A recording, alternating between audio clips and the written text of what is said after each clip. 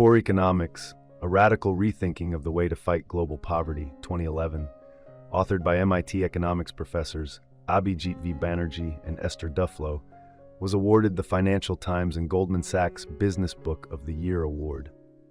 The book opens by providing crucial context on poverty in the 21st century.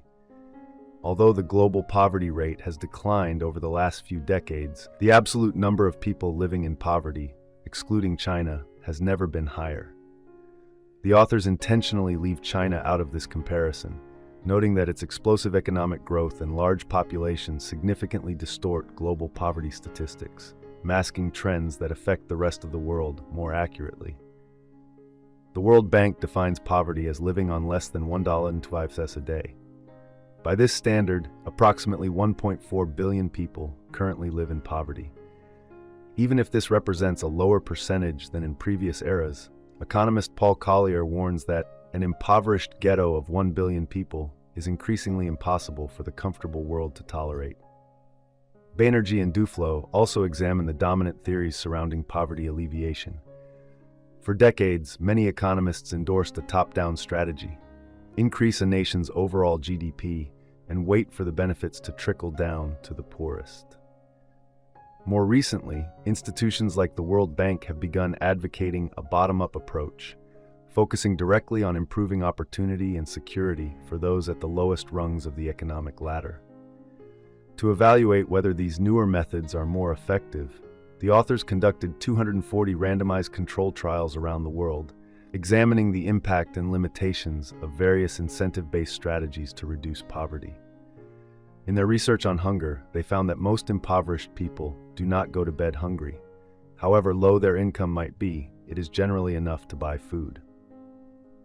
Yet this doesn't mean hunger isn't a serious issue. The authors argue that food aid should not be based solely on poverty severity or food cost, but rather on how effectively the most vulnerable populations, especially children and pregnant women, can access the nutrition necessary for long-term health. When it comes to healthcare, Banerjee and Duflo point out a key flaw in many philanthropic initiatives: a focus on high-cost moonshot cures, such as cancer treatments. While noble, these endeavors are expensive and benefit relatively few. Instead, the authors advocate for investment in low-cost, proven interventions like immunizations and preventive education programs that could save many more lives.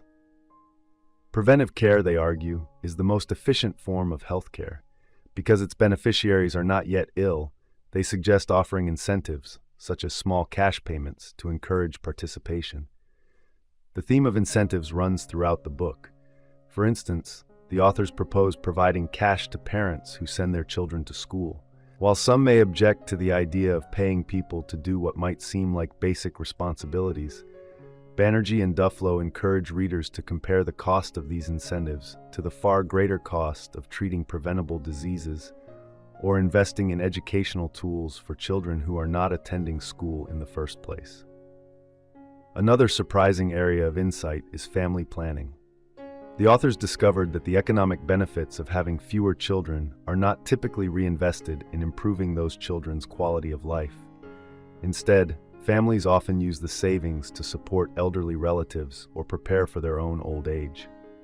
What does reduce family size effectively, they found, is empowering women with access to contraception. Statistically, women tend to want fewer children than men, likely because they bear the primary burden of child rearing. Giving women control over birth control decisions could significantly reduce family size in developing countries.